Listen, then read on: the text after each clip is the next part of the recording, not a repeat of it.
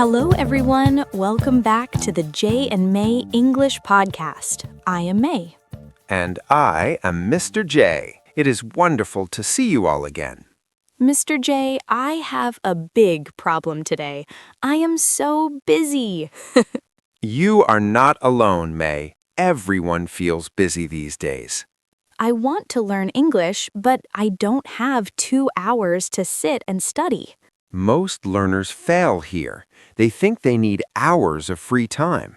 Right. If I don't have a big block of time, I feel like I shouldn't even start. That is a mistake. Today, we're talking about learning English in just 10 minutes.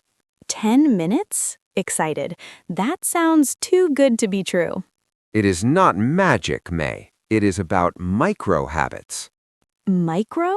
Does that mean very, very small? Exactly. A habit is something you do every day, like drinking water. So a micro habit is just a tiny version of that? Yes, it is small enough that you cannot say no to it. I love that.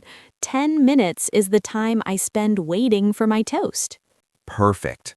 Before we start the first tip, everyone please subscribe to our podcast. Yes, click subscribe so you can join our 10-minute club every week. Okay, May. Our first 10-minute micro habit is active listening. Active listening? Is that different from just listening to the radio? Very different. Most people listen passively. That means it's just noise. I do that. I play English songs while I clean my house. That is okay for fun, but active means your brain is working hard. So how do I make 10 minutes active? Here's a simple trick. Pick a very short audio clip, maybe 2 minutes long. Only 2 minutes? What do I do with it? You listen to that same clip 3 times in your 10-minute window. 3 times? Won't I get bored of the same clip? Trust me, May, this part is vital for your brain to learn. Okay, I'm listening. What do I do the first time I hear it? The first time, you listen for the gist. The gist? What does that word mean? It means the general idea. Don't worry about every single word. Oh, so I just want to know if they are talking about food or travel. Exactly, just the big picture. Now, what about the second time? I hope I look for more details the second time. Yes, the second time you listen for keywords. Keywords? Like the most important nouns and verbs? Precisely. If you hear coffee, morning, and hot, you understand the scene. This is fun. It's like a game. What about the third time? The third time is the most important. We call it shadowing. Shadowing? Like a shadow on the wall that follows me? Exactly like that. You try to speak at the same time as the audio. That sounds difficult. Do I have to be perfect? No, you are just trying to copy the rhythm. Rhythm? Like the beat of a song? Yes, the way the voice goes up and down. We call that intonation. So in 10 minutes, I have heard the gist, found keywords, and practiced rhythm? Yes, you did more in 10 minutes than most people do in an hour. But, Mr. J, what if I forget to do it one day? I always feel so guilty. Most learners fail here, too. They think they must be perfect. I'm a total perfectionist. If I miss a day, I want to quit. Remember, English is a marathon, not a sprint. A marathon? That's a very long race, right? Yes, and a sprint is a very fast, short race. So I shouldn't try to run fast and get tired? Exactly. Just 10 minutes. If you miss a day, just start again tomorrow. Be kind to yourself. I think that's a great lesson, Mr. J. It is. Now, May, are you ready to learn how to practice speaking alone? Speaking alone? But I don't want to look crazy. It is the best way to get confident. Are you ready for the next step?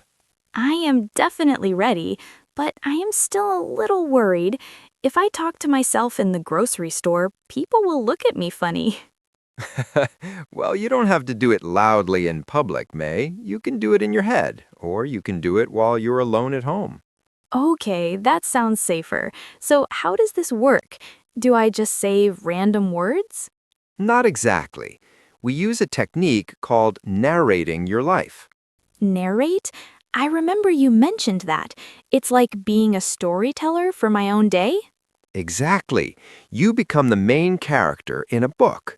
For 5 minutes of your 10-minute practice, you describe everything you are doing. Can you give me an example? Like right now? Of course, if I'm in the kitchen, I might say, I am opening the fridge. I am taking out the milk. I am pouring the milk into my cup. Oh, those are very simple sentences. I can do that. I am holding my phone. I am looking at Mr. J. I am smiling. Perfect, May. You are using the present continuous tense.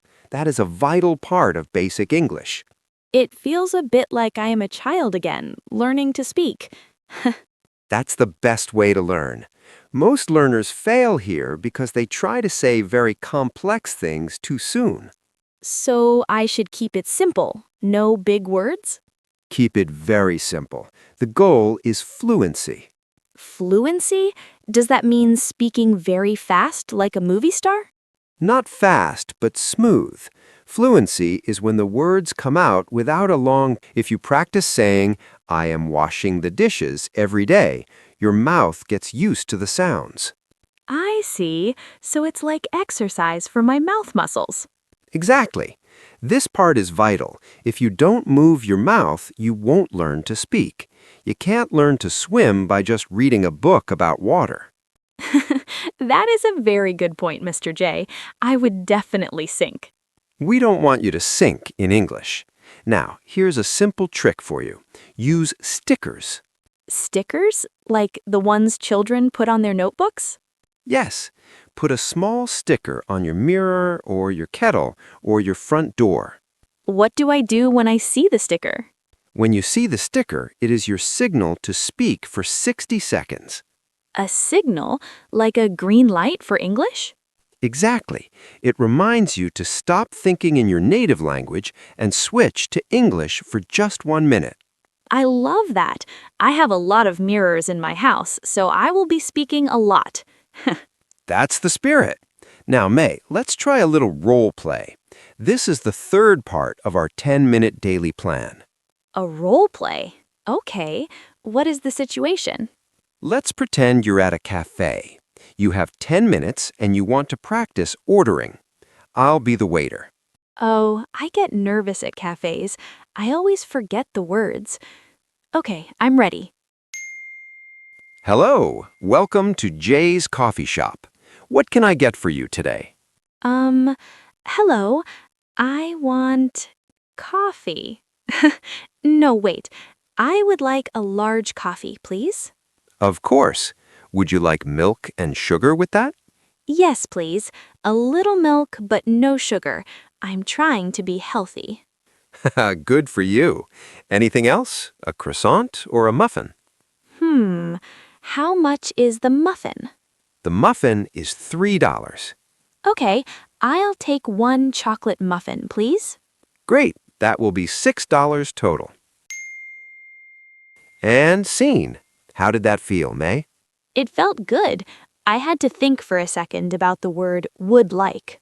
You did great. Would like is much more polite than I want. That's a small detail that makes a big difference. So, in my 10 minutes, I can spend 5 minutes narrating my life and 5 minutes practicing a conversation like that. Exactly. You can even do both sides of the conversation yourself. Now I really will look crazy. Hello, May. How are you? I am fine, May. Thank you. It sounds funny, but it works. It builds your confidence. When you finally talk to a real person, you have already practiced the words 100 times. That makes sense. It's like a rehearsal for a play. Rehearsal means practicing before the real show, right? Perfect use of the word. Yes, every 10-minute session is a rehearsal for your real life in English. I'm starting to see how this works. 10 minutes of active listening, then 10 minutes of speaking practice. But Mr. J, what about reading? Reading is the final piece of the puzzle, but we have to be careful. If you pick a book that is too hard, you will want to quit after 1 minute. I've done that before. I tried to read a famous English novel and I didn't understand anything. It was very frustrating. Frustrating is a good word. It means feeling annoyed because you cannot do something. We want to avoid that. So, what should I read in my final 10-minute block? Or can I fit reading into the same 10 minutes? In our 10-minute total plan, we usually rotate. 1 day listening, 1 day speaking, and 1 day reading. Oh, so I don't have to do everything every single day. No, that would be 30 minutes. We want to keep our promise of only 10 minutes. That is a relief. I was worried I was adding more and more time. This part is vital. Keep it short so you stay hungry for more. Hungry for more? Like I want to eat more English? Exactly. It means you're still interested and excited to learn tomorrow. Okay, Mr. J, tell me about the reading trick for beginners. Is there a simple way to do it? There is. It involves something you use every single day, your phone. My phone? I use that for everything. How can my phone help me read in 10 minutes? Think about the apps you open every morning, May. You probably check your social media or your messages first thing, right? Guilty. I usually look at photos of food or cute animals for a few minutes before I even get out of bed. Most learners fail here because they think social media is a waste of time. But for us, it is a 10-minute reading classroom. A classroom on my phone? That sounds much better than a heavy book. How do I do it? I want you to find one account about a hobby you love. A hobby is something you do for fun, like gardening, cooking, or photography. Oh, I love gardening. I follow a lot of people who grow beautiful flowers. Perfect. Instead of just looking at the flowers, I want you to read the caption. A caption is the short text written under the photo. Usually I just scroll past the words. Are they not too difficult for a beginner? That is the secret, May. Social media captions are usually short and use everyday language. This is the language real people use, not textbook language. Okay, so I read the caption, but what if there are words I don't know? This part is vital. Don't use a dictionary immediately. Try to infer. Infer means to guess the meaning of a word by looking at the picture and the other words around it. Oh, like if I see a picture of a wilting flower and the word thirsty, I can infer that the flower needs water? Exactly. Your brain remembers a word much better when you discover it yourself rather than just reading a translation. I can do that for 10 minutes. It feels like a treasure hunt for words. It is. And if you want to be a pro learner, you can use the Notes app on your phone too. The Notes app? I use that for my grocery list. Use it for a micro journal. A journal is a book where you write about your day, but a micro journal is just 2 or 3 simple sentences. Like, today was sunny. I ate a sandwich. I am tired. Exactly. It takes 2 minutes to write, but when you type those words, you are practicing sentence structure. That is the way we put words together to make sense. So if I spend 5 minutes reading a gardening caption and 5 minutes writing in my micro journal, that's my 10 minutes done? You've got it. You have practiced reading and writing without ever opening a textbook. This makes English feel so accessible. Accessible means something is easy to reach or use, right? Precisely. We want English to be a part of your life, not a chore. A chore is a boring job you have to do, like washing the floor. English is definitely not a chore anymore, Mr. J. I feel so much more motivated now. Motivated is a great word. It means you have the energy and the reason to do something. But remember our rule. 10 minutes is the floor, not the ceiling. I remember. I can do more if I want, but I must do at least 10 minutes every day to keep my consistency. Correct. Before we finish today, let's do a quick recap of everything we learned for our 10-minute plan. I'll start. Day 1 is active listening. We listen to a short clip 3 times for the gist, keywords, and shadowing. Day 2 is speaking. We narrate our life out loud or talk to ourselves using stickers as a signal. And day 3 is reading and writing on our phone. We read social media captions about our hobbies and write a tiny micro journal. And then you just rotate. This simple trick will change your English faster than you think. I am so excited to start tomorrow. It was my pleasure, May. To our listeners, don't forget to subscribe to the Jay and May English podcast for more tips. And here's our final question for you. Which of these 10-minute habits are you going to try first? Tell us in the comments. We look forward to hearing from you. Happy learning! Bye-bye, everyone.